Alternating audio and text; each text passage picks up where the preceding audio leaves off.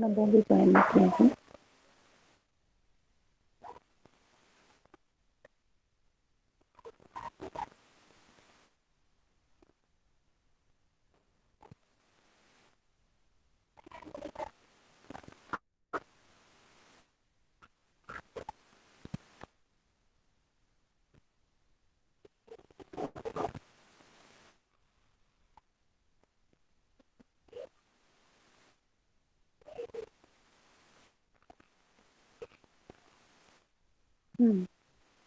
दीदी भी आए नहीं है पूनम बंदी।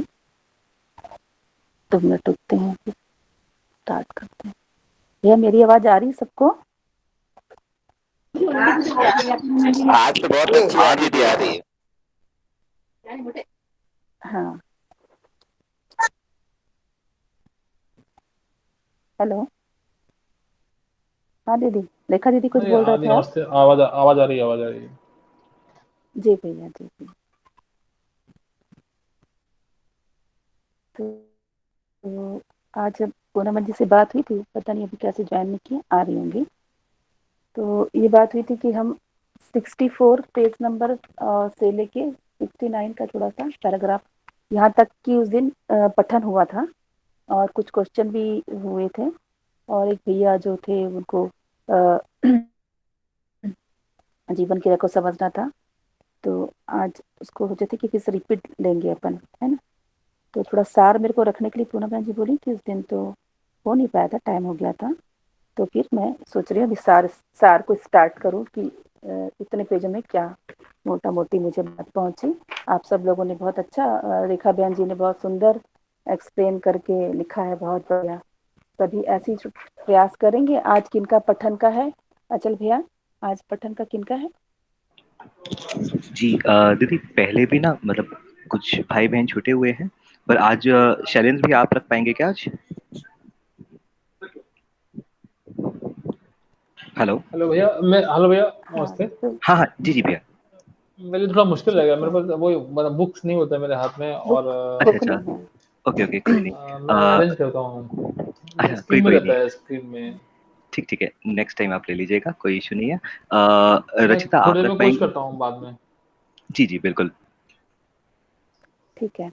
तो रचिता बेटा जी से बात कर लीजिए, अगर होगा तो अच्छा है, वही नहीं वही कर लेंगी। पर अभी अपन ऐसा सोचे हैं अचल भाई कि थोड़ा सार रखने के बाद पूनम बहन जी जीवन क्रिया को थोड़ा बताएंगी। जी उसके बाद अगर कुछ प्रश्न उत्तर होगा तो लेंगे, नहीं तो आगे का पठन चालू करेंगे। जी। ऐसा तो देखते हैं कितना समय बच पाता है, उस हिसाब से चलते हैं। तो हम ये बात कर रहे थे कि 64 पेज नंबर में जहाँ से स्टार्ट हुआ था हमारा कि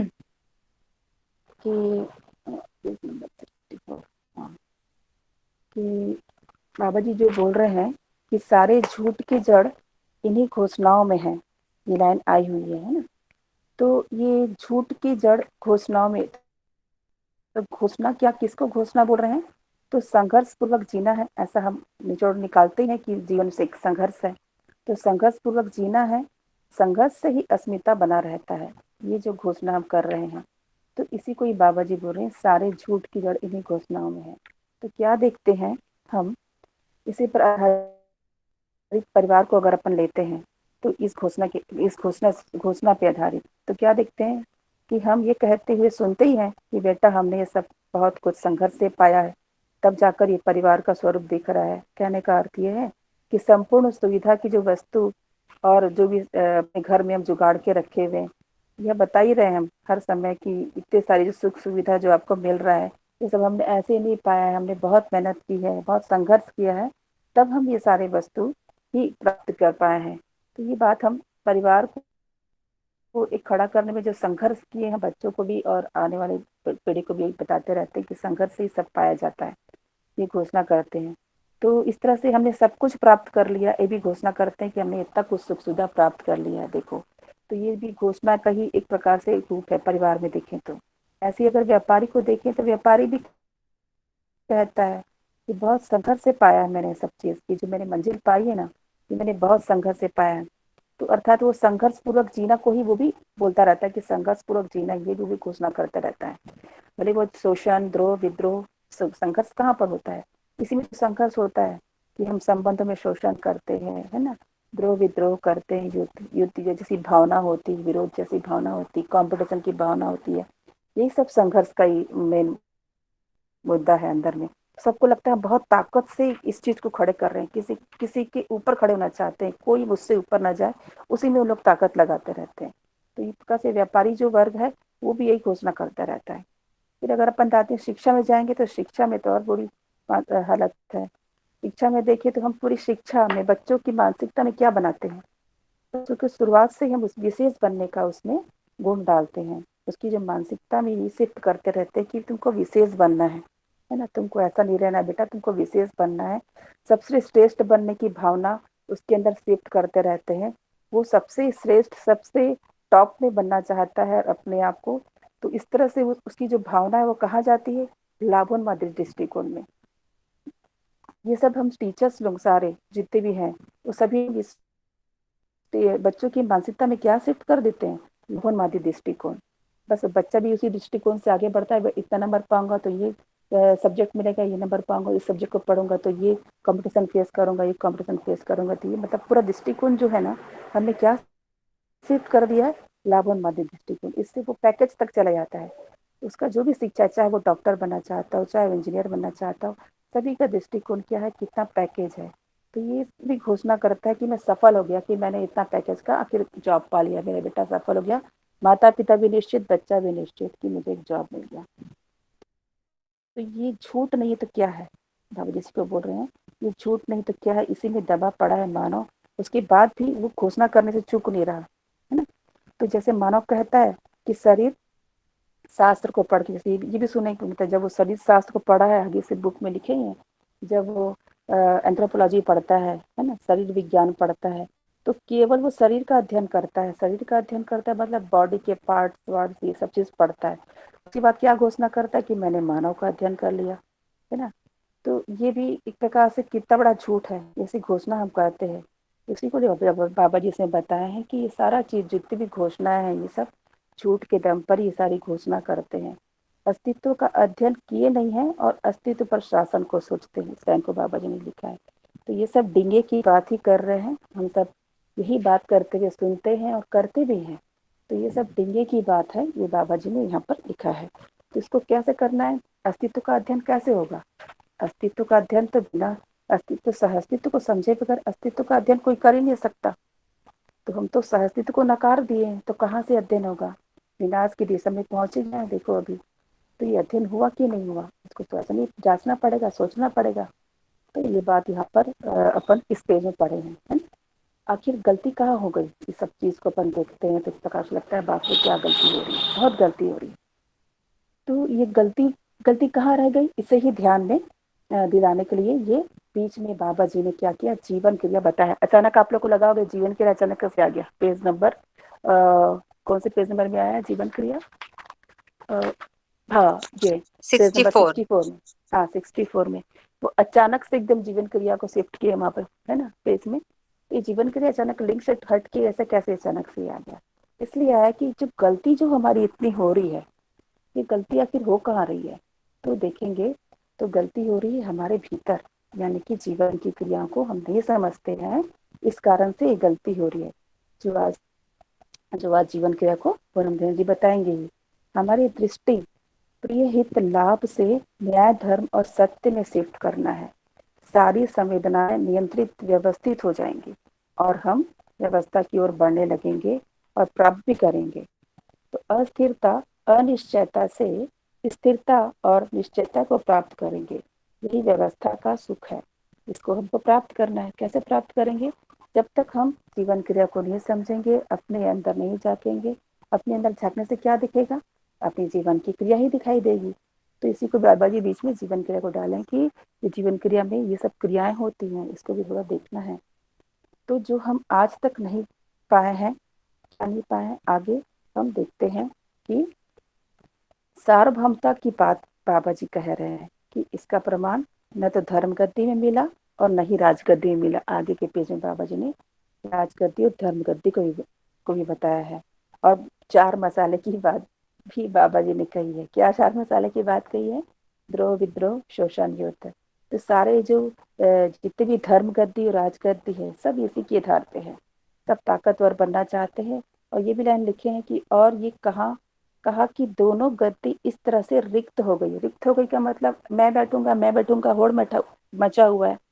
तो जो भी बैठता है दूसरा तैयारी करने लगता है कि इसको गिराया जाए और मैं बैठ जाऊं यहाँ पे। इस तरह से एक दूसरे को गिराते।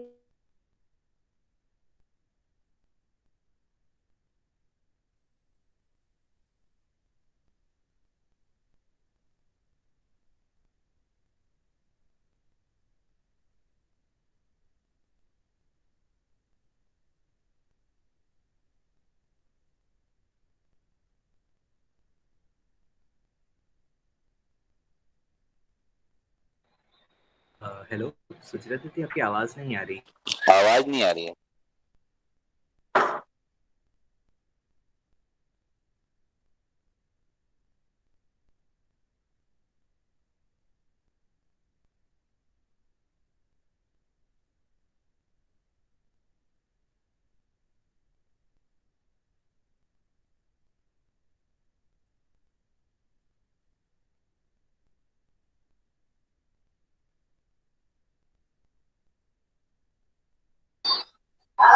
दीदी आवाज नहीं आ रही है।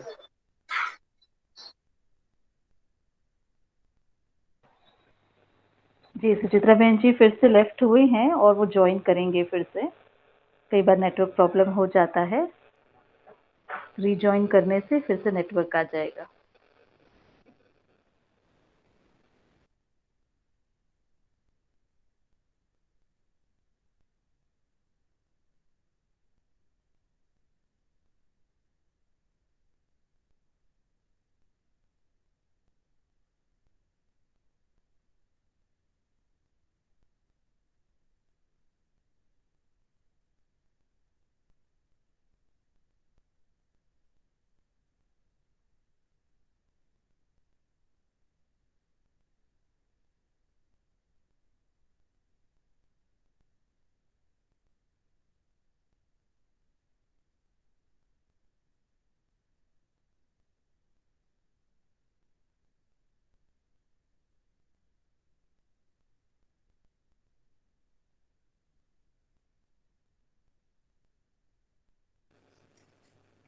सुचित्रा बहन जी शायद ज्वाइन नहीं हो पा रहे हैं। आज मैं भी बहुत मुश्किल से ही ज्वाइन हो पाई। कुछ नेटवर्क प्रॉब्लम हाँ आ गए सुचित्रा बहन।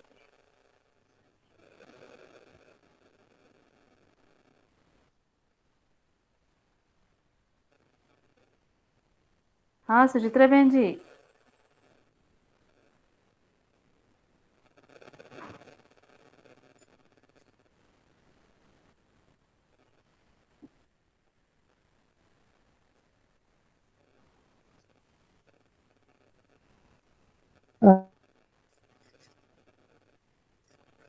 सुचित्रा बहन जी।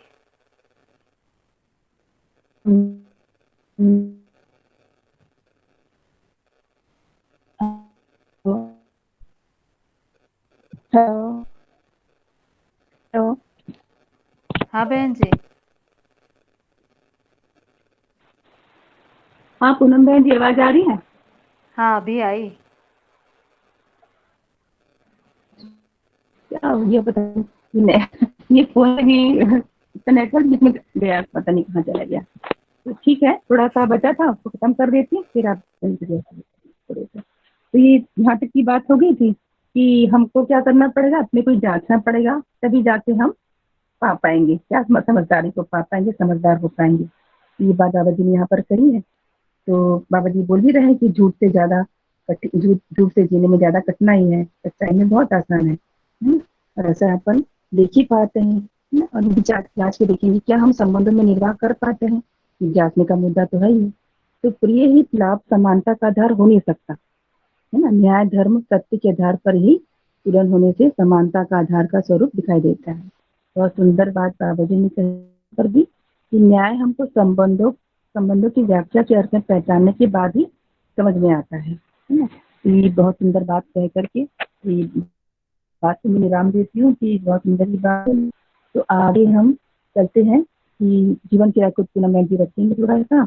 और 68 पेज का बात था, बस जितनी बात कही है बाबा जी ने, और सभी लोग उसको बहुत सुंदर से पढ़े भी हैं और पसंद भी बहुत की थी दीदी ने, और एक्सप्लेन भी बहुत अच्छा किया। तो मेरा बहन जी अब आगे आप दे सकते हो।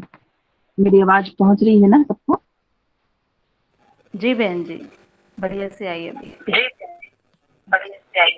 ठीक है, तो ठीक है पूनम बहन जी, आगे आप करिए।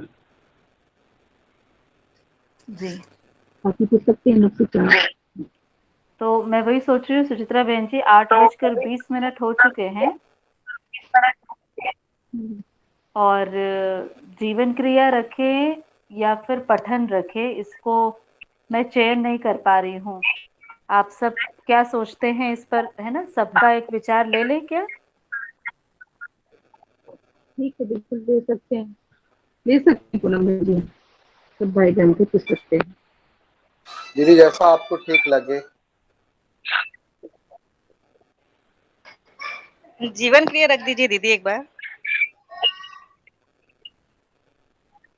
और बताइए।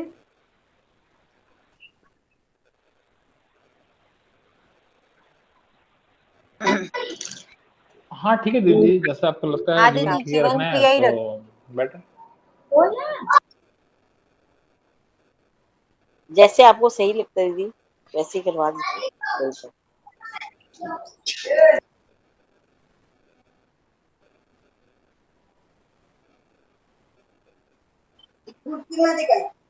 ऐसे गुनिका बेटा जी बोल रहे थे कि पूनम दीदी जीवन क्रिया को मेरे को इतने अच्छे से समझाए थे कि सब कुछ मेरे को अच्छे से समझ में आ गया था, तो मेरी भी जिज्ञासा ज्यादा इसमें है आपसे समझने में।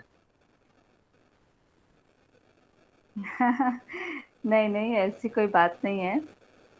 तो ठीक है ना? मुझे पता नहीं कि ऑनलाइन में हम कितना समझ पाएंगे, पर कमलेश भैया आप अपना म्यूट ओपन करके, मतलब एक चर्चा रूप में हम कहीं पहुंच पाएंगे। तो आप अपना म्यूट ओपन ही रखिए, ताकि मुख्य रूप से ये आपका प्रश्न था कि कितना भी आप रिकॉर्डिंग सुन ले रहे हैं और एक दूसरे से समझ रहे हैं, पर वो क्लियर नहीं हो पा रहा है। तो आपके साथ साथ मैं चलती हूँ, क्योंकि बाकी की उतनी गहरी इसमें जिज्ञासा आई नहीं है। तो क्या आप मुझे ये बता पाएंगे कि कहाँ पर दिक्कत आ रही है समझने में? क्या आप उसको पकड़ पा रहे हैं? दीदी ये बात को जब समझता हूँ ना, तो उस समय बहुत ध्यान लगाता हूँ ना, तो वो बात मेरे को पकड़ में आती है, पर वो बहुत जल्दी डाउन हो, मतलब बहुत जल्दी वो छूट जा रहा है दिमाग से, बिल बैठ नहीं रहा है दिमाग में जरा सा भी। ऐसा जैसा बोलना मेरा क्रियाएं गलत नहीं मेरा नहीं। बैठती हैं। क्रियाएं हाँ, मेरे को ऐसा लग रहा है ना दीदी दो कि इसको चीजें जो हैं। इसमें क्या है हाँ, मेरे पास सब। इसमें जी आप बोलिए पहले, फिर मैं बोलती। हाँ दीदी, मेरे को ऐसा लग रहा है ना दीदी जी कि इसके शब्द के अर्थ जो है ना, मेरी कमी ये हो रही है कि अर्थ को थोड़ा सा ना मैं पकड़ नहीं पा रहा हूँ उतने बारीकी से, इसीलिए वो ना दिमाग में सेट नहीं हो रहा है, ऐसा मेरे को लग रहा है। ठीक है, तो आज हम बहुत ही एकदम प्राइमरी लेवल पर जीवन क्रिया को समझते हैं। बहुत अगर हम शब्द और तात्विक रूप में अर्थ को लेते हैं तो वो मुश्किल होता है। क्या ये ठीक रहेगा? हाँ दीदी। तो मैं जितने हाँ दीदी ज्यादा बिल्कुल। सरल रूप से, जैसे मैं बच्चों को बताती हूँ उस रूप से रखते हैं, अध्ययन जैसा कराते हैं वैसे नहीं रख रही।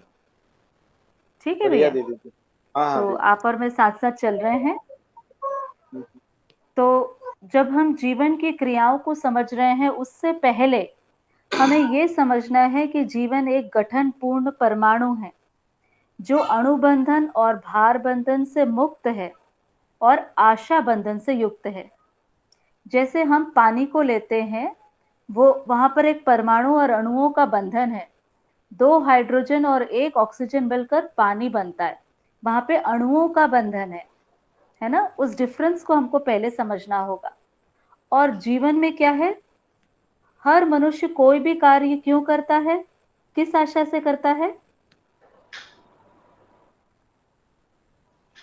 सुखी होने के, दीदी ये सुखी सेंटेंस को एक होने के। बार दीदी ये सेंटेंस को एक बार रिपीट करेंगे, मतलब अणुबंधन और भार से मुक्त है, मतलब ये पूरा एक सेंटेंस जो था आपने बोला था अभी। कॉपी पेन दे तो मैंने जल्दी। हाँ, हमको जीवन क्रिया समझने से पहले पहले हम हाँ हमको ये हाँ समझना जरूरी है कि जो जीवन है एक परमाणु है, एक गठन पूर्ण परमाणु गठन है पूर्ण ना। परमाणु, हाँ ठीक है। हाँ, ये जो परमाणु है इसके 4 परिवेश हैं। हम्म इन 4 परिवेशों में अंशों की कुछ संख्या है जो निश्चित है। हम्म हाँ, बैकग्राउंड कमलेश भैया, बैकग्राउंड कुछ आ रहा है साउंड, उसको थोड़ा सा देख लीजिएगा। तो जो 4 परिवेश हैं इसमें मध्यांश में 1 अंश है, फिर 2 हम्म हैं, जैसे जैसे परिवेश बढ़ते जा रहे हैं मध्यांश में 1 अंश है, फिर 2 हम्म है, फिर 8 है, फिर 18 है और फिर 32 है। इस हम्म तरह से कुल मिलाकर 61 परमाणु अंशों का निश्चित गठन है, जिसको हम कह रहे हैं गठन पूर्ण परमाणु, एक तृप्त परमाणु। इसी को कहते हैं हम अमर हैं, है ना, परिणाम का अमरत्व। गठन पूर्ण परमाणु अमर हो गया, जीवन अमर है। जीवन अमर है क्यों कह रहे हैं? क्योंकि इसका जो परमाणु है इसके अंशों की मात्रा निश्चित है, 2, 8, 18, 32। अब इसके आगे अब हम दूसरी बात कर रहे हैं कि जो जीवन परमाणु है वो अणु बंधन और भार बंधन से मुक्त है। जैसे हम जितने भी गठनशील परमाणु हैं, हाइड्रोजन है, हीलियम है, और जितने भी परमाणु हैं उनमें हम देखते हैं कुछ केमिकल बॉन्डिंग्स हैं जिसके कारण अणुओं का बंधन है, भार है, उस चीजों को हम देख पाते हैं। पर जीवन इस गठन पूर्ण परमाणु में इस प्रकार का कोई भार नहीं है, पर वहां पर क्या चीज का बंधन है? आशा का बंधन है। तो हर मनुष्य कोई भी काम क्यों करता है, किस आशा से करता है? सुख की आशा से करता है। ये ठीक है कमलेश भैया, है ना? आप लोग साथ साथ चलते जाएंगे तो कहाँ डाउट हो रहा है वो हमको समझ में आएगा।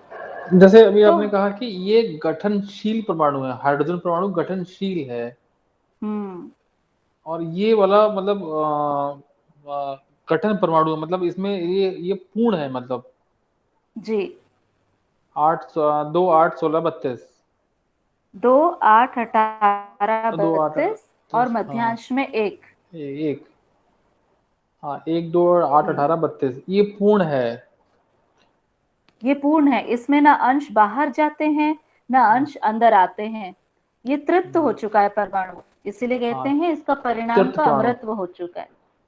ये तृप्त परमाणु है, अमृत है इसके तृप्त, पास। हाँ। यहाँ तक ठीक है कमलेश भैया, शैलेंद्र भैया? ठीक, हाँ जी, हाँ जी तो ठीक हम है, यहाँ इसके तक आगे चलते हैं। हाँ यहाँ तक तो ठीक है। तो इसीलिए जो जिन इकाइयों को या जिन शरीरों को जीवन संचालित करता है वहां पर हमें जीने की आशा दिखती है। क्यों? क्योंकि ये आशा बंधन से युक्त है। तो इस कॉन्फ्लिक्ट से हम दूर होते हैं कि क्या पेड़ में भी जीवन होता है, क्या पत्थर में भी जीवन होता है, क्या चींटी में भी जीवन होता है ना? तो इस डिफरेंस को हमको पहले देखना पड़ेगा कि जीवन मतलब आशा बंधन से युक्त है। तो मतलब जिन शरीरों को वो चला रहा है वहां पर हमें जीने की आशा दिख रही है क्या?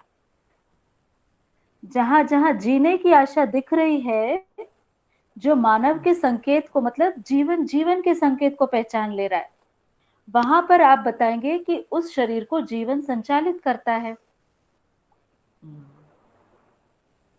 यहां तक ठीक है? हाँ जीने की आशा, ठीक है, हाँ मैं समझ गया, मतलब कोई एनिमल वर्ड में या मतलब जी वर्ड में कोई सुसाइड नहीं करता है। हाँ, वेरी हाँ गुड। Correct correct correct. हाँ हाँ, करेक्ट। कमलेश भैया आप भी साथ में है ना?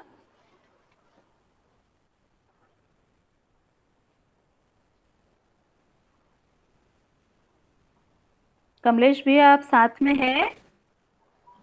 हाँ दीदी मैं बोल रहा हूँ, मेरा आवाज म्यूट हो गया था गलती से, मैं बोल रहा था बीच में मैं ये बोल रहा था ठीक है। आशा बंधन से युक्त है हम लोग। हमारे हाँ में ज्ञानावस्था में जो है आशा बंधन रहता है, पर वो जीवावस्था में नहीं नहीं रहता। इसको नहीं बोलते आशा बंधन से युक्त उनको। हाँ, उनके पास अभी उनके पास तो दो अपन लोग प्रयोजन रहता है। हाँ हाँ वहीं पे आ रहे हैं भैया, ठीक है। हम्म, जब हम जीने की आशा बोल रहे हैं और सुखपूर्वक जीने की आशा बोल रहे हैं, ये दो बात है।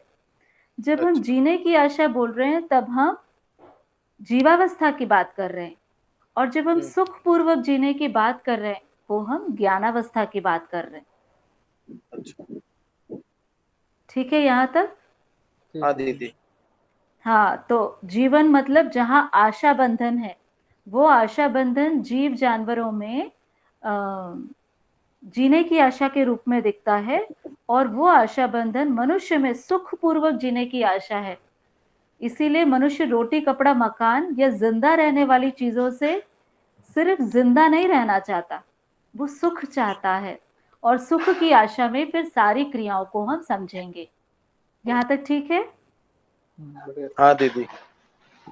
अब जब जीवन इस शरीर को चलाना है, ये चयन करता है, वो बकरी का हो, वो हाथी का हो, वो बाघ का हो, या वो मनुष्य का हो, वो एक कार्य गति पथ बनाता है। क्योंकि जीवन इतना सूक्ष्म वस्तु है कि वो इतना बड़ा आकार नहीं है, पर वो एक कार्य गति पथ उसको कहते हैं। वो एक गति बनाता है ना। उस गति के अनुसार अगर बकरी का शरीर लेना है तो कार्य गति पथ से एक इतना गोल चक्र घूम रहा है कि ऐसे लग रहा है अरे बकरी का आकार है, पर असल में वो एक ही वस्तु है जो कार्य गतिपथ कर रही है।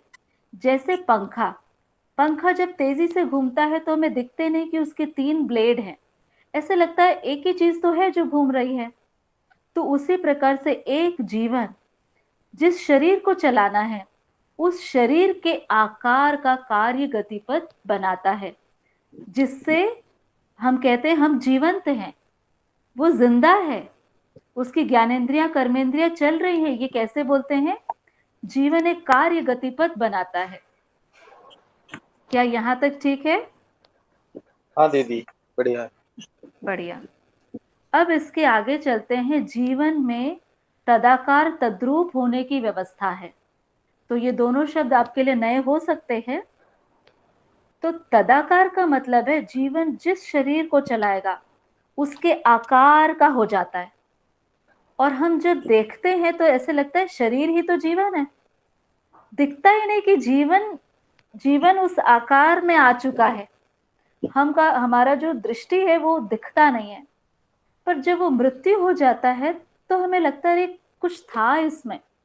ये जब वो बोल रहा है, जब वो व्यक्त होता है, तब हमें लगता है कि कुछ है, पर वो कुछ को आइडेंटिफाई हम नहीं कर पाते। तो उसी वो जो कुछ की बात कर रहे हैं उसको अपन नाम दे रहे हैं जीवन। तो जीवन शरीर को कैसे जीवंत बनाता है? तो उसमें तदाकार तद्रूप होने का एक व्यवस्था है। तो तद्रुप। जैसे एक बच्चे को नाम देते हैं, है ना। एक बच्चा 6 दिन का हुआ, 1 महीने का हुआ, हमने उसे नाम दिया। उस नाम से कैसे वो जीवन तदाकार हो जाता है ना। ना उसका नाक तदाकार हुआ, ना उसका पेट तदाकार हुआ, वो बच्चा तदाकार हो गया। कुछ हफ्तों में उस बच्चे को उस नाम से बोलो तो नाम पहचानने लगता है भाई। तो क्या चीज है? ये जीवन में तदाकार तद्रूप होने की व्यवस्था है। क्या ये स्पष्ट हुआ? दीदी बढ़िया। तद्रूप का थोड़ा सा और क्लियर करेंगे? हाँ, जैसे जीवन ये डिसाइड करता है कि इस जीव शरीर को मुझे चलाना है। तो वो जो उस जीव का जो पूरा कार्यक्रम है, उसका जो पूरा वंशानुषंगी है, उसको पूरा तदाकार तद्रूप कर लेता है, स्वीकार लेता है, तब उस शरीर को चलाता है। तो जैसे हम जीवावस्था का कहते हैं ना, वो वंशानुषंगी है। भाई गाय के बच्चे को मतलब शिक्षा देने की क्यों जरूरत नहीं है? वो वंश दर वंश वैसे ही चल रहा है। कैसे हो रहा है ये? तो वो गाय का जो पूरा कार्यक्रम है, ये बाघ का जो पूरा कार्यक्रम है, उसके वंश का जो पूरा कार्यक्रम है वो सब चीज को जीवन तद्रूप कर लेता है, उसको स्वीकार कर लेता है। ठीक है, तभी बाघ का बच्चा बाघ जैसे आचरण करता है, गाय का बच्चा गाय जैसे आचरण करता है। ये कैसे हो रहा है? जीवन में वो तदाकार तद्रूप हो जाता है, वो व्यवस्था है, इसीलिए होता है। यहाँ तक ठीक है? ठीक है दीदी।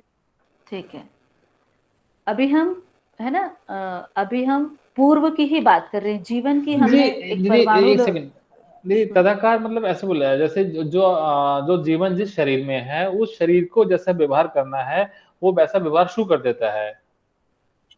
जिस आकार का हमें शरीर हाँ चलाना है, बड़ा आकार हाँ है चाहे छोटा आकार है नहीं, और है ना? उसमें एक वंश भी है, मतलब जैसे मनुष्य जीवन में है तो मनुष्य के जैसे व्यवहार करेगा, बाघ बाघ जीवन में है जीव तो बाघ जैसा करेगा, बकरी में है तो बकरी जैसा करेगा।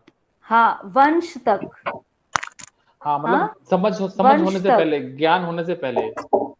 हाँ, मतलब जैसे जैसे जैसे ज्ञान मनुष्य, बढ़ता। हाँ इसमें मनुष्य और इन दोनों में बता दूं, जैसे मनुष्य का बच्चा भी मनुष्य होता हाँ है ना?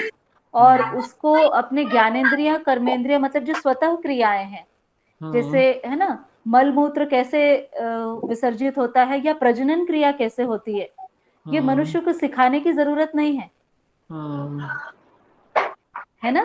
जैसे हम्म जीव जंतु को प्रजनन कैसे करते हैं सिखाते नहीं है, खाना हम्म कैसे खाते हैं सिखाते नहीं है। जो जो जीव जंतु को नहीं सिखाने की जरूरत है उतनी केवल चीजें मनुष्य को भी शिक्षा देने की जरूरत नहीं है। ठीक है। क्यों वाला चीज अब ये दूसरा भाग आ जाएगा जीवन में। ठीक है, तो ठीक इतना है। ऑलरेडी फीडबैक रहता ही है जीवन में, जिस शरीर को चलाना है उसके पहले ये स्वीकृति रहती है इस शरीर को मुझे कैसे चलाना है, ये जीवन में ऑलरेडी तदाकर तद्रूप का व्यवस्था है, वो स्वीकार लेता है उस शरीर को, उसको पता है कि मुझे इस शरीर को कैसे चलाना है। यहाँ समझ तक गई। ठीक है? समझ मनुष्य गई। शरीर को भी कैसे चलाना है और जीव शरीर को भी कैसे चलाना है। हाँ जिस आकार के शरीर में है, जिस वंश के शरीर में है उसको कैसे चलाना है, उसके पास अपने पास इनबिल्ट नॉलेज है उसकी। हाँ ठीक है, इतना है मिनिमम। अब हम संस्कार अनुषंगी उसकी बात आगे करेंगे। ठीक है, ठीक है।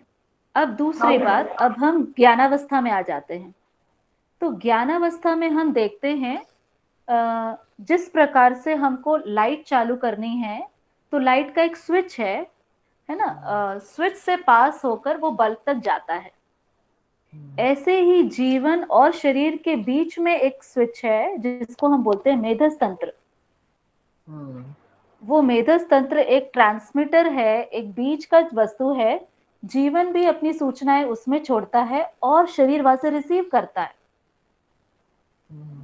ठीक है, तो इतना समृद्ध पूर्ण मेधस होगा तो जीवों में और मनुष्य में इतना ही फर्क है कि जीव शरीर क्यों चला रहा है, जिंदा रहने के लिए, इतना ही पर्पस है। मनुष्य है ना, तो जीव का शरीर प्रधान जिंदा रहना है और मनुष्य का जीवन प्रधान जिंदा रहना है, वो शरीर प्रधान नहीं होता है। ठीक है, ठीक है। अब लेकिन कैसे? हाँ, अब इस पे आगे चलते, अब इस पर आगे चलते। तो दीदी अब ये क्रियाएं, हाँ जीव तो हमेशा जिंदा ही रहता है ना, जीवित ही रहता है ना वो तो हाँ, पर इसको हम समझ कहाँ पाते हैं। कभी कभी ऐसा लगता है कि जानवर हमसे ज्यादा अच्छे हैं, ये ज्यादा खुशहाल दिखते हैं, कितने वफादार हैं। मतलब क्या हम आज एग्जैक्टली बोल सकते हैं कि जानवर वाकई जिंदा रहते हैं और मनुष्य जिंदा रहने के लिए नहीं जी रहा? क्या ऐसे एकदम हम बोल सकते हैं?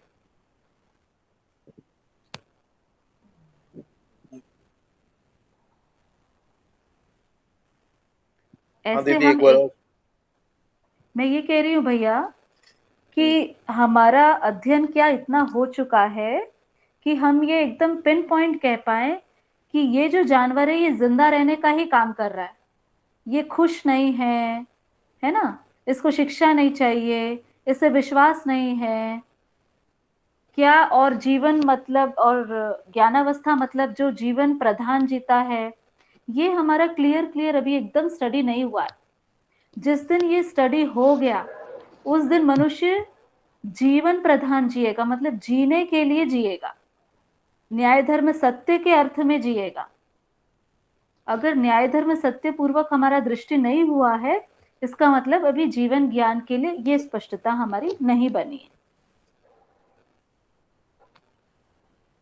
ठीक है दीदी। ठीक है, तो अब इसके आगे हम चल रहे हैं। ये जीवन क्रियाएं हमारे सभी के फिर इसमें है ही। तो मैं जितना सरल हो सके उतना सरल बताने का कोशिश कर रही हूँ। तो आप बढ़िया। लोग को दिख रहा होगा इसमें सारी चीजें नहीं लिखी हुई हैं। मन और आशा कैसे लिखा है?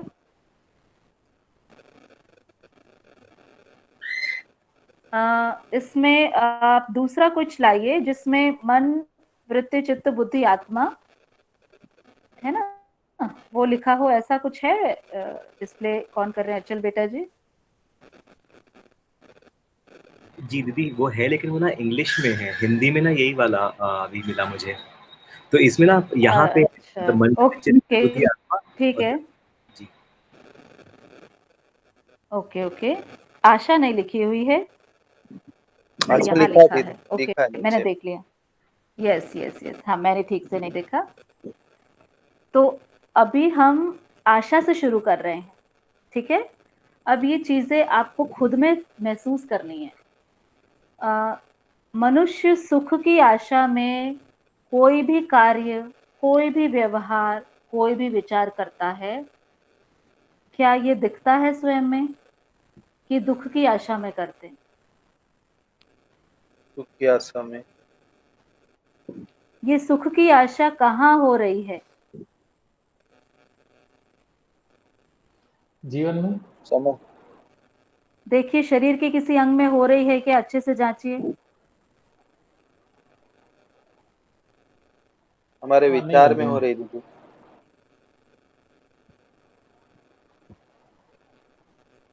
तो अभी विचार ये शब्द हम आप में हो रही है, मुझ में हो रही है ये सुख की आशा, ऐसे बोल सकते हैं। हाँ मुझ में हो रही है। मुझ में है। मैं सुखी होना चाहते हैं, ऐसे बोलते हैं। हाँ।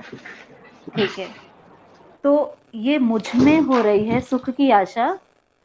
मैं सुख की आशा से ही कुछ भी करता हूं, तो ये एक आशा की क्रिया अपने में दिखी,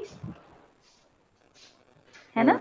हाँ दीदी। आशा की क्रिया दिख गई और सुख पूर्वक जीने की आशा भी दिखी, तो एक क्रिया हमको दिखी। अब हम दूसरे पे चलते हैं। अब हम देखते हैं चयन। चयन मतलब कोई भी चीज को चूज करना, चुनना। जैसे आपने जीवन क्रिया पूछना है मुझे, ये आपने चयन किया और उसके बाद बोला, ऐसा है। हाँ दीदी। आपने चयन किया ना हाँ दीदी। कि शरीर के किसी अंग ने चयन किया? मैंने किया। मैंने किया। आज दिन भर आपने क्या क्या चयन किया है? जो आप चयन कपड़े किया है पहने था। हैं वो भी चयन किया है आज? हाँ दीदी। आज गोष्ठी में बैठना है, ये भी आपने चुना। हाँ दीदी। तो ये चयन की क्रिया ये आपको स्पष्ट हो गई। हाँ दीदी। ठीक है, तो दो क्रिया हमारी स्पष्ट हो गई। अब आते हैं हम आस्वादन पर। तो आस्वादन का आ हटा दीजिए, अब पढ़िए स्वाद, है ना। स्वाद हमारे लिए नया शब्द नहीं है। आप स्वाद लेते हैं कि नहीं रोज? हाँ दीदी। हाँ, कौन कौन से स्वाद आपको पसंद है? मीठा खट्टा। है ना, खट्टा मीठा ये पसंद है। हम्म। तो जब आपको खट्टा का आस्वादन की इच्छा होती है तो आप क्या चयन करते हैं? हम्म। खा खट्टा खाना चाहता हूँ मैं। क्या खाते हैं? खट्टे में क्या चयन करते हैं? खट्टा तो नींबू भी है, आम भी है, इमली भी है, क्या खाते हैं? हाँ हाँ हाँ, मैं स्टार फ्रूट वगैरह जो होता है ना, हम्म, चाहे। ठीक है। तो जब आपको खट्टा खाने का स्वाद की इच्छा होती है तो आप स्टार फ्रूट का चयन करते हैं। हम्म, तो एक आस्वादन का नाम है रुचि मूलक आस्वादन। क्या नाम है? रुचि मूलक आस्वादन। हाँ, रुचि, है ना। हाँ हर व्यक्ति की अपने शरीर के अनुसार रुचि होती है। किसी को मीठा पसंद है, किसी को कड़वा ही पसंद है, किसी को तीखा ही पसंद है, किसी को नमकीन ही पसंद है। ये अपन देख पाते हैं। हाँ दीदी। हाँ, तो एक है रुचि मूलक आस्वादन, ठीक है, जो हाँ दीदी। इंद्रिय सापेक्ष है, हमारी इंद्रियों के सापेक्ष है। तो एक प्रकार का आस्वादन रुचि मूलक आस्वादन, ये आपने देखा। अब आपकी बिटिया आपसे नाराज हो जाती है, या आपकी बिटिया का जन्मदिन है। हम्म, जन्मदिन के दिन आपको क्या स्वादन होता है? बिटिया जब जन्म ली थी, तो कैसा लगा था? बहुत अच्छा लगा था। और बताइए। बहुत खुश हुआ था मैं। और बताइए।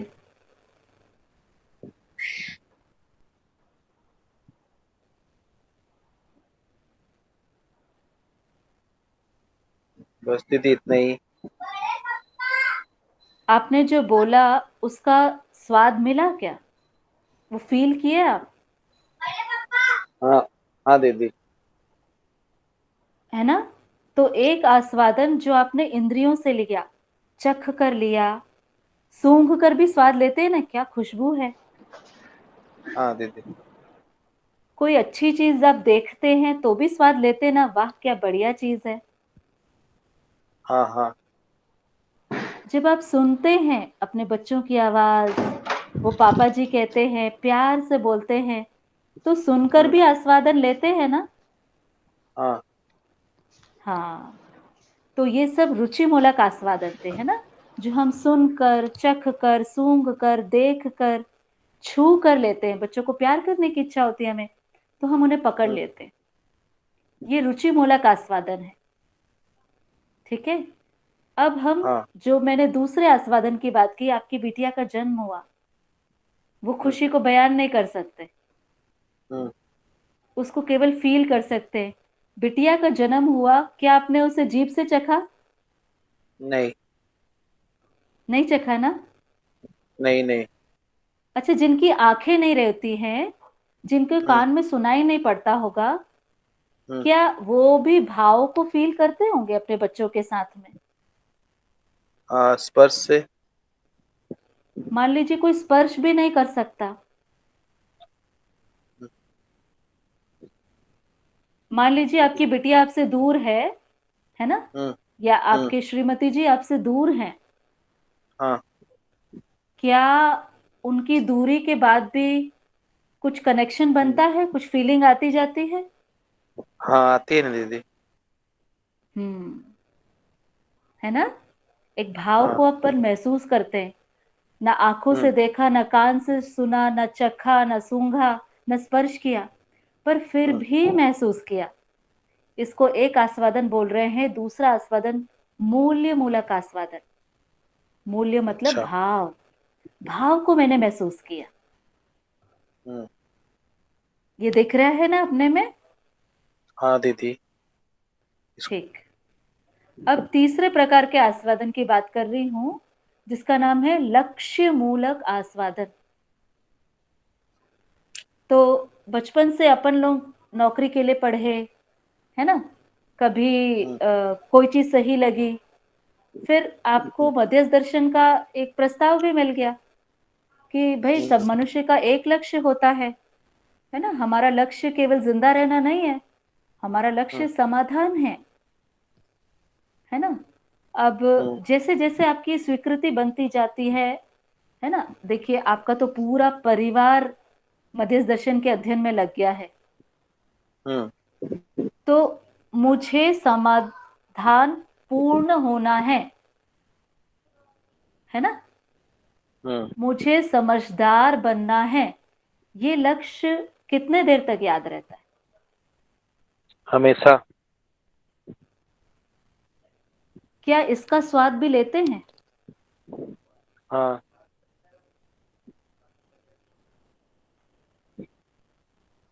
लेते हैं। इसको कह रहे हैं लक्ष्य का आस्वादन लेना। समाधान का आस्वादन नहीं लिए तब तक समाधान तक पहुंच ही नहीं सकते, और पहुंचने के बाद फिर आस्वादन लेते। ठीक है, यहां तक क्लियर है? हाँ दीदी, बहुत बढ़िया है।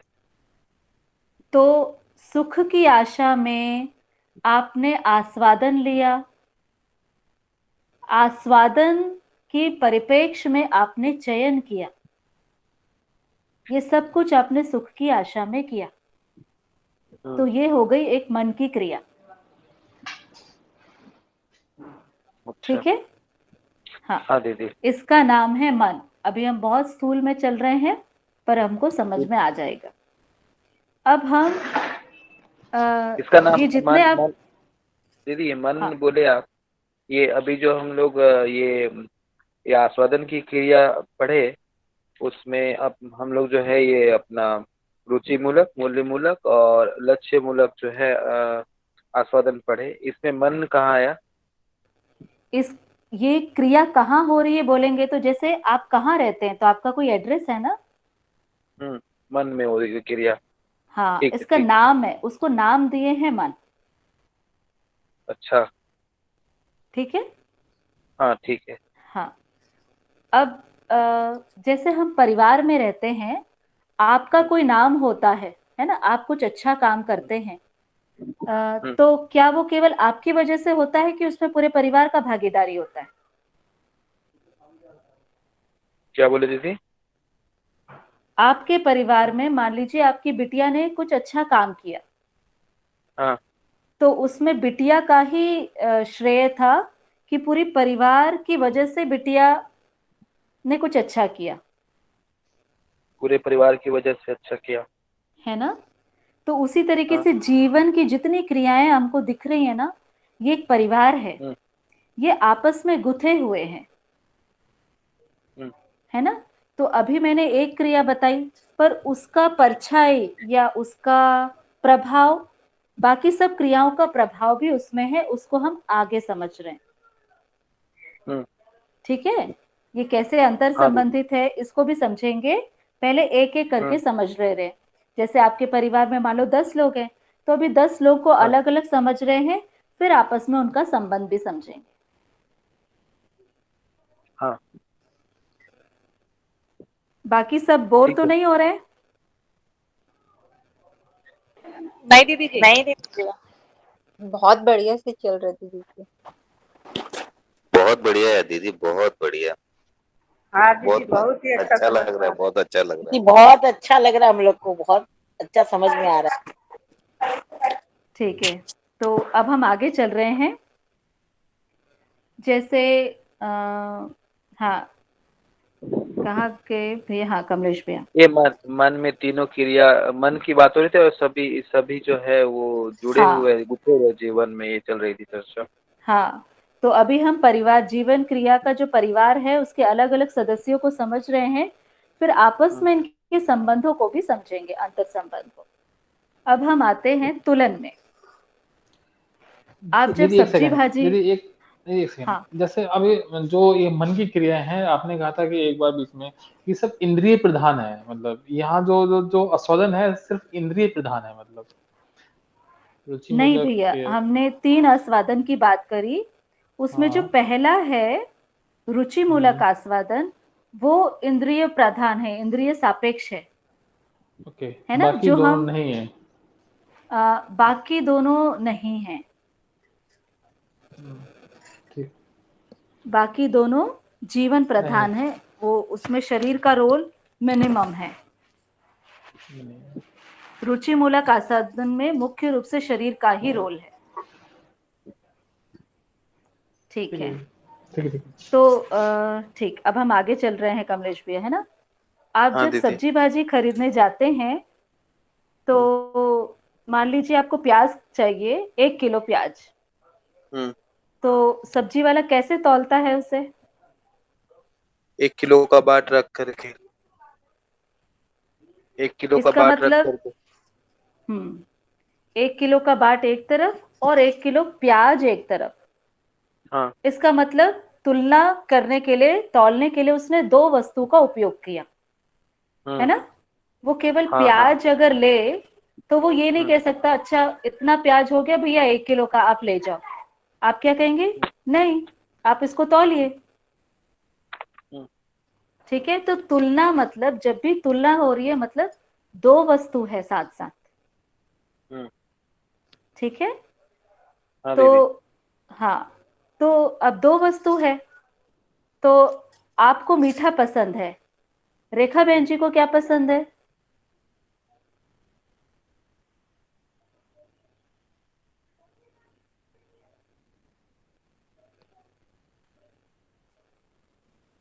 हेलो।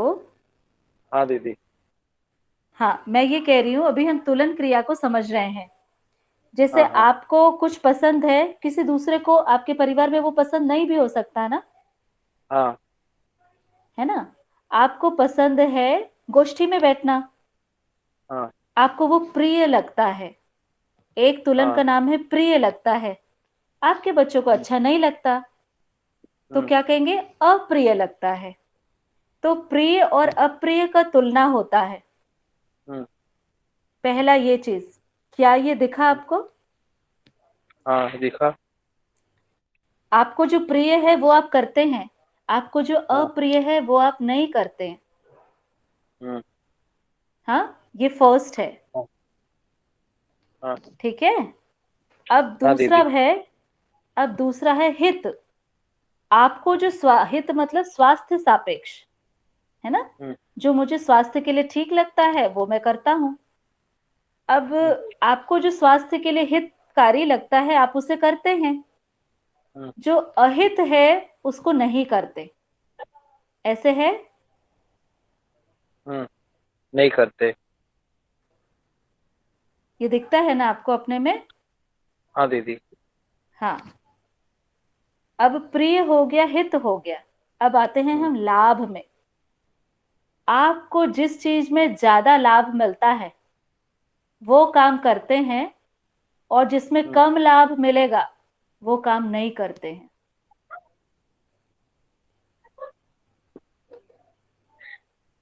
हाँ दीदी। है ना, ये हर मनुष्य में है। जो ज्यादा फायदा दिखता है उसको हम ले लेते हैं, जिसमें कम फायदा है उसको नहीं करते। हाँ दीदी। ठीक है, तो ये हाँ तुलना दीदी। मतलब समझ में आया। दो वस्तुओं के बीच हम हमेशा तुलना करते रहते हैं, सुबह से लेकर रात तक। प्रिय है, अप्रिय है, हित है, अहित है, लाभ है, अलाभ है, ऐसे ही चलते हैं। हाँ दीदी। अब ये प्रिय मुझे लगता है कि शरीर के किसी अंग को लगता है? मुझे लगता है। हम बोलते हैं मुझे प्रिय है, मुझे अप्रिय है। ये हाथ को प्रिय है, ये पैर को अप्रिय है, ये भाषा नहीं बनती है। तो ये दिखा आपको? हाँ। तो मैं समझूं आपको तुलन की क्रिया स्वयं में दिख गई। अब हम चलते हैं विश्लेषण में, है ना। तो विश्लेषण मतलब श्लेष श्लेष, विश्लेषण का मतलब होता है परत दर परत उस पर सोचना, है ना, उसको बहुत सारे परतों में सोचना। जैसे आपने अपने बिटिया का अभिभावक विद्यालय में एडमिशन कराया, ये विद्यालय अच्छा है कि नहीं है, पता नहीं बच्चे बड़े होकर क्या बनेंगे, है ना, ये क्या पढ़ाते हैं, शिक्षक कैसे होंगे, कितनी दूर होगा विद्यालय, बच्चों को सब प्यार करेंगे कि नहीं, कितनी सारी चीजें आपने सोची होंगी। क्या विश्लेषण किया? बताइए तो। जीवन में वो समझदारी पूर्वक जी पाएंगे। जीवन में जो नासमझी से सब वो बोझ दिमाग में लेके चलेंगे तो वो जीवन में कहीं ना कहीं वो टकराते रहेंगे, दुखी रहेंगे। और समझदारी पूर्वक जिएंगे तो वो जीने का तरीका अलग रहेगा, सबको जैसा है वैसा समझ करके जी पाएंगे तो जीने में खुशहाली बनी रहेगी। तो मैं ये ये पूछ बाहर। रही थी कमलेश भैया, मैं ये पूछ रही थी, हाँ दीदी। आपने चयन किया बिटिया को हाँ अभिभावक विद्यालय में डालना हाँ है ना, ये चयन क्रिया हुई। चयन हाँ। क्रिया के पहले आपने अभिभावक विद्यालय के लिए क्या क्या जांचा? वहाँ वहाँ शिक्षा क्या दी जाती है, शिक्षा से हम्म उसको क्या मिलेगा जीवन में, हम्म उसमें के बाहर की शिक्षा और यहाँ की शिक्षा में क्या अंतर है। तो हम्म ये सब है दीदी। इसको कहते हैं विश्लेषण, हम्म, है ना। आपने हम्म, और भी फाइन डिटेल्स सोचे होंगे, और फाइन हम सोचते तब जाके चयन करते हैं। हम्म। तो ये विश्लेषण कहाँ हुआ? ये मैंने किया, है ना। जीवन में हुआ। हाँ। हाँ, मैंने किया, मुझ में हुआ, हम्म, दिखा विश्लेषण क्रिया। हाँ, हमेशा करते रहते हैं हम लोग। हम्म ठीक, बढ़िया। तो यहाँ तक स्पष्ट है। चयन, आस्वादन, तुलन, विश्लेषण, ये हम्म, सारा तुलन, सारा विश्लेषण किस आशा में किया? सुख की आशा में। सुख की आशा में। हम्म अब हम आगे चलते हैं चित्रण क्रिया पे। ठीक है। हाँ तो दीदी। जैसे शब्द है चित्रण, मतलब चित्र बनना। हम्म, हमारी सारी शरीर यात्रा की फोटोग्राफी, पूरा हमारा कैमरा है चित्रण क्रिया। तो हम्म, इसके कुछ उदाहरण जो हम आम उसमें देखते हैं कि जैसे हिप्नोटाइज करते हैं कई लोग को और पुरानी शरीर यात्राओं की चीजें निकालते हैं, उनके हम्म, मन से संबंधित रोग होते हैं उनके लिए, ऐसे अपन कहीं सीरियल में या किसी से सुनते हैं। हम्म। तो एक हाँ। है कि चित्र हमेशा बनते रहते हैं। हम कुछ भी सुनते हैं, कुछ भी करते हैं, उस सबके चित्र बनते रहते हैं।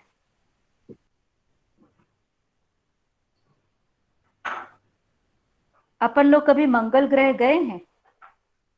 नहीं गए। कभी जुपिटर गए हैं? नहीं गए। अब मैं आपको बता रही हूँ, जुपिटर जो ग्रह है वहां हाइड्रोजन की मात्रा बहुत ज्यादा है और वहां पे 64 चांद हैं। अच्छा। क्या आप 64 इसको चित्रण चांद कर का पाए? चित्रण। हाँ, 64 चांद का चित्रण कर पा रहे हैं। 64 दिख रहे हैं कि अनेक हाँ। दिख रहे हैं? 64 बोलने से आप एक चांद हम यहाँ देखते हैं तो उसके आधार पे 64 चांद को ऐसे समझने के लिए वो चित्रण बनाने का प्रयास कर रहे हैं। देखा हुआ तो एक है है उसको। ना, हाँ। कर रहे हैं ना प्रयास। हाँ। अब एक दूसरा बात मैं कह रही हूं, आपका जो शरीर है हाँ।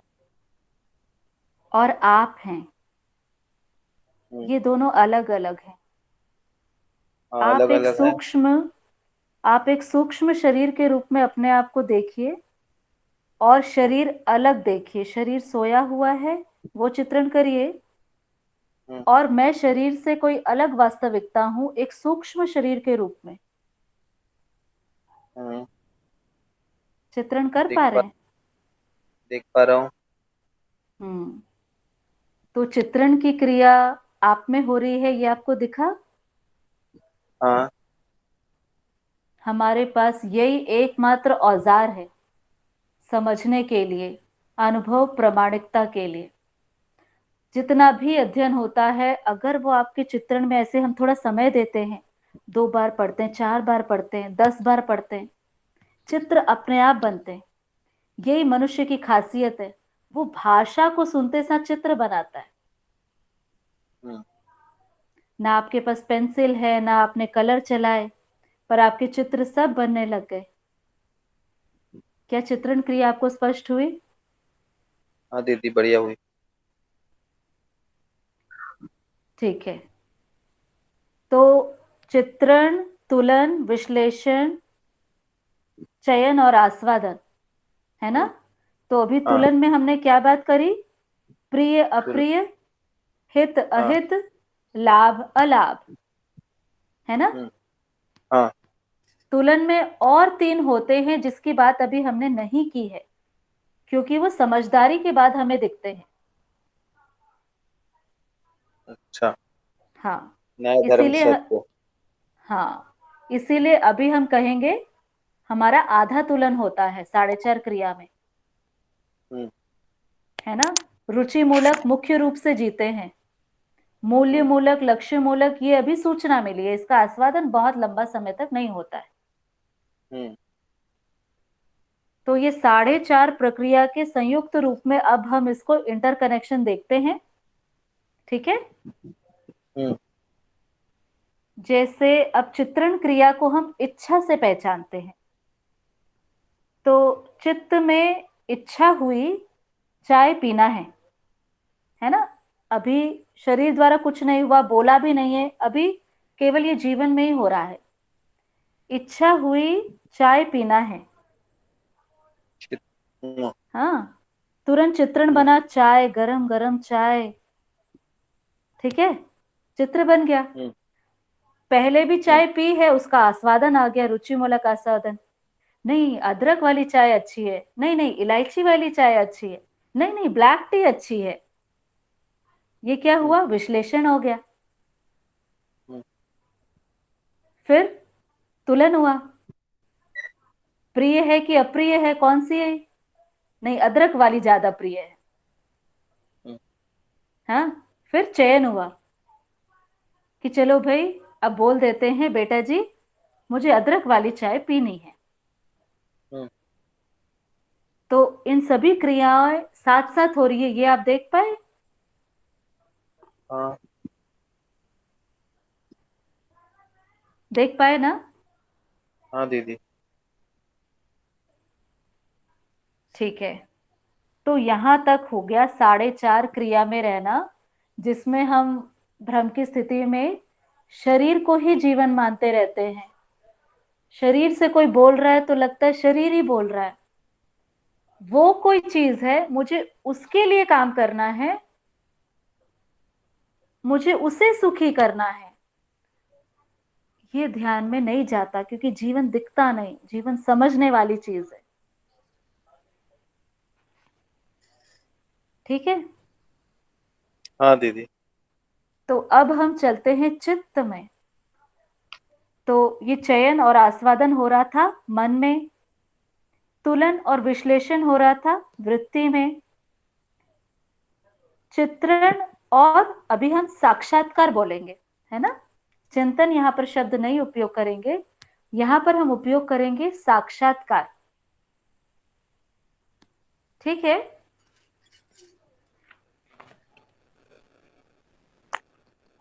हेलो। हाँ दीदी। तो अब हम चित्त, ये चिंतन जिसको हम कह रहे हैं साक्षात्कार, उसको हम समझ रहे हैं। साक्षात्कार का, जैसे हम मानव का अध्ययन कर रहे हैं, हम पेड़ पौधे का अध्ययन कर रहे हैं, तो हम क्या देखते हैं? उसका एक रूप है। पेड़ को देखते हैं, उसका एक रूप हमें दिखता है। फिर हम और अध्ययन करते हैं, उसको और सूक्ष्म से समझते हैं, तो देखते हैं उसका कोई गुण भी है। जैसे आम खट्टा होता है, नींबू भी खट्टा होता है, करेला कड़वा होता है, सबके अलग अलग गुण हैं। फिर और सूक्ष्म देखते हैं तो देखते हैं इसका एक स्वभाव भी है। तो अभी तक तो सुना था मनुष्य का स्वभाव होता है, पेड़ पौधे का भी स्वभाव है, मिट्टी पत्थर का भी स्वभाव है, जीव जंतु का भी स्वभाव। क्या है इनका स्वभाव? क्यों गाय हमेशा शांत सी दिखती है, क्यों बाघ हमेशा क्रूर सा दिखता है, ऐसे क्यों होता है? तो दिखता है ये जीव जंतु का स्वभाव है। ऐसे ही पेड़ पौधे का दिखता है कि इसका रूप भी है, गुण भी है, इसका स्वभाव भी है, सारक मारक। कुछ पेड़ पौधों को बोलते नहीं नहीं ये नहीं खाना है ना, इससे मृत्यु हो सकती है। कुछ को बोलते हैं ये अच्छी है, पोषण देगी बेटा, जरूर खाओ। फिर अंत में हमें क्या दिखता है, उसका एक धर्म भी है। पेड़ पौधे का भी धर्म है, मिट्टी पत्थर का भी धर्म है। तो रूप, गुण, स्वभाव और धर्म, ये संयुक्त रूप में समझ में आना, इसको सरल में क्या बोलेंगे, जो वस्तु जैसी है वैसे समझ में आ जाती है। किसी को बोलेंगे तदाकार, जीवन में तदाकार की व्यवस्था है, तो हम उसके रूप, गुण, स्वभाव, धर्म से तदाकार हो जाते हैं। जब तदाकार होते हैं तभी उपयोग कर पाते। जैसे कई लोग लहसुन प्याज को कई धर्मों में उसे कुछ ऐसे माना जाता है, तामसिक माना जाता है। कुछ लोग कुछ और मानते हैं। ये मान्यताएं अलग अलग क्यों हैं? क्योंकि ये साक्षात्कार की क्रिया का खुलना नहीं है। अस्तित्व जैसा है उसका किसी ने देखा नहीं, किसी ने समझा नहीं, इसलिए सबकी अलग अलग मान्यताएं हैं, अलग अलग तुलन है। जब अस्तित्व समझ में आता है तो दिखता है कि प्याज में भी सल्फर होता है ना। अब ये समझ में आती है, जो वस्तु जैसी है तो हर वस्तु का प्रयोजन है, हर वस्तु का सुंदरता है, उसका चरित्र है। तो मैं किसको छोड़ूं और किसको पकड़ूं, किसको अपना बोलूं, किसको पराया बोलूं, किसके साथ संबंध जोड़ूं, किसके साथ तोड़ूं। फिर वो सब चीज एक व्यवस्था दिखती है। पेड़ पौधों से भी जैसे प्रेम सा हो जाता है, एकदम व्यवस्था ही व्यवस्था दिखती है। रूप, गुण, स्वभाव, धर्म साथ साथ जब दिखता है तब उसको हम कह रहे हैं साक्षात्कार। ये हल्का सा समझ में। हाँ जी, साक्षात्कार का क्या बोले एक बार और? जो वस्तु जैसी है वैसे मुझे दिख जाए, तदाकार अभी होना। उस वस्तु का, हाँ, तदाकार हो जाते हैं उसके पूरे आकार से, है ना। उसके आकार मतलब उसके रूप में। जब हम रूप बोल रहे हैं तो उसमें उसका गुण, स्वभाव, धर्म सब शामिल है। उसके पूरे रूप, गुण, स्वभाव, धर्म से जब हम तदाकार हो जाते हैं तब हम बोलते हैं इस वस्तु को मैं समझ गया। तो मनुष्य का पूरा पुरुषार्थ, हम लोग जो अनुभव की ओर जाना चाहते हैं, हमारा पूरा श्रम केवल साक्षात्कार के लिए है। उसके रूप, अभी हमें रूप दिखता है, कभी कभी गुण दिख जाता है, स्वभाव और धर्म उसका होना, अरे भाई वो बना कैसे हुए हैं, ये सब कहाँ, ये तो बहुत ऊपर की बात ये। लेकिन जैसे जैसे हम अध्ययन पे ज्यादा समय लगाते हैं, हमारा प्रायोरिटी होता है, ये दिखने लगता है। ये कोई बड़ी चीज नहीं है, क्योंकि जो चीज सामने है उसे देखना बहुत आसान है और व्यापक पारदर्शी है ना। कहीं पे पर्दा लगा है, पर्दे के उस पार देखना कठिन है कि पारदर्शी के पार देखना आसान है। क्या चीज कठिन है, क्या आसान है? पारदर्शी क्या उस पर दिखना आसान है। इसीलिए ये जो व्यापक है पारदर्शी है, इसीलिए सह अस्तित्व हमेशा दिखता है। हम देखने के लिए टाइम नहीं निकालते, या फिर देखने का नजरिए का शिक्षा हमारे पास नहीं है। सही। तो ये साक्षात्कार तक हम पहुंच सकते हैं कि नहीं पहुंच सकते? पहुंच सकते हैं। पहुंच सकते हैं। इसके लिए समय और बिल्कुल समय लगाना होगा समय, या हमको हाँ प्रायोरिटी देना होगा? हाँ, समय प्रायोरिटी, और जो शिक्षा है ना, हाँ। हमें एक मार्गदर्शन तो चाहिए ना, जिसने देखा है अगर वो बताते हैं तो हम जल्दी पहुंच जाते हैं। तो जिसने देखा है उसकी बात को सुनते जाते हैं और वैसे चित्रण बनाते जाते हैं तो हम पहुंचते जाते हैं।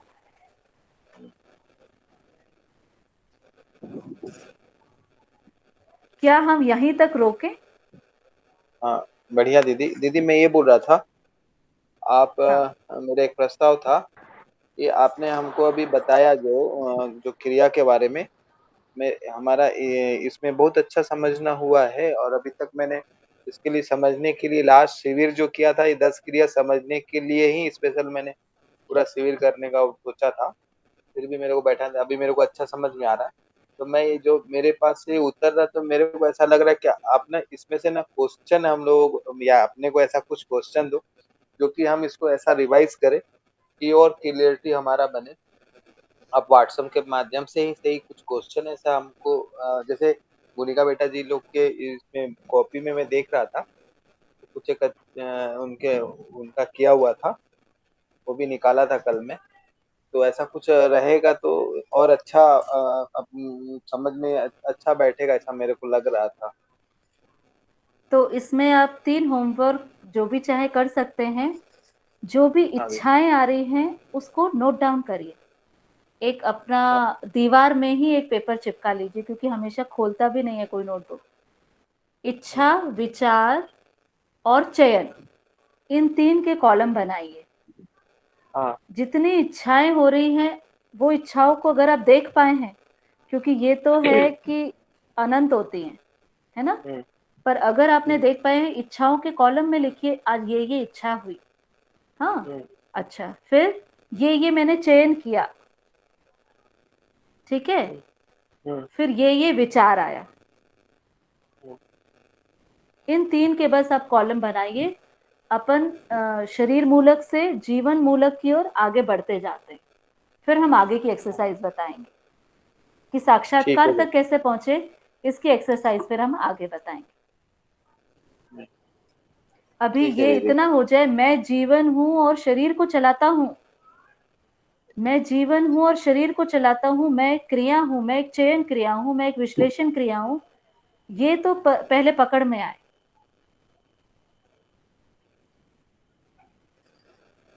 बढ़िया ठीक है, बढ़िया बढ़िया बढ़िया, बहुत बढ़िया दीदी। जी, आज ये पकड़ में आया कि अगर हम पेड़ पौधे सुंदर क्यों लगते हैं, उनमें व्यवस्था को हम पहचान पाते हैं। सही है ये बात? फिर से बोलिए भैया। मैंने पेड़ पौधे तो सुंदर लगते हैं तो अगली इसलिए लगते हैं शायद, वो जो आपने बताया कि उनमें जो व्यवस्था है उसको हम सही से पहचान पाते हैं। उसको आप स्वयं में जांचेंगे। उसका रूप सुंदर लगता है, उसका गुण सुंदर लगता है कि उसका धर्म सुंदर लगता है।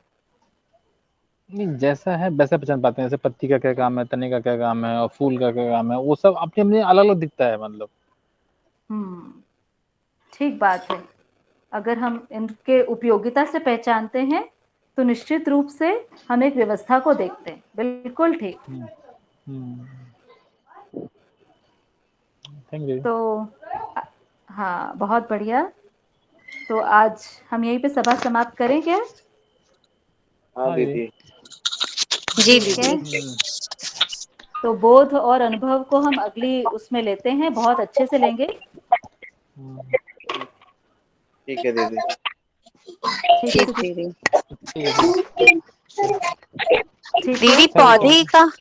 दीदी पौधे का धर्म बढ़ना है क्या? पुष्टि और हाँ, पुष्टि मतलब बढ़ना ही हुआ ना। पोषण देना। अच्छा, ठीक है दी। Thank you. ठीक है, एक बार रूप गुण स्वभाव धर्म को भी करेंगे। ठीक है, सभी भाई बहनों को नमस्ते, शुभ रात्रि, हरि हर।